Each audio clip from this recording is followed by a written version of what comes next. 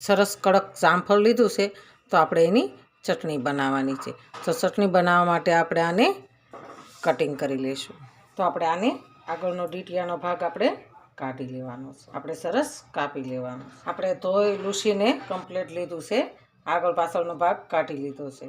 તો આપણે એને કાળો ભાગ હોય એ આપણે કાઢી લઈશું. આપણે આને હવે કટિંગ કરી લેવાનું છે.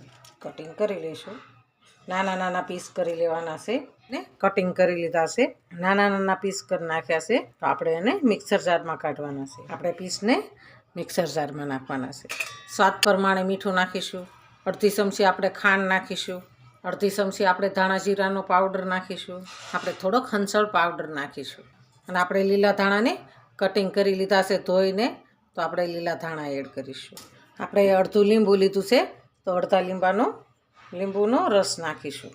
2 થી 3 ચમચી જેટલું આપણે પાણી એડ કરીશું. આપણી ચટણી સરસ તૈયાર છે. એકદમ સરસ તૈયાર થઈ ગઈ છે. તો આપણે વાટકામાં કાઢી લઈશું.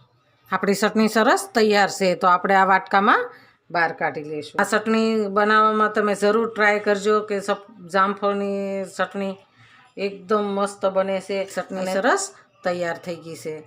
જામફળની ચટણી. જો આ મારો વિડીયો ગમે તો લાઈક શેર અને સબસ્ક્રાઈબ કરી દેજો. રાધે રાધે.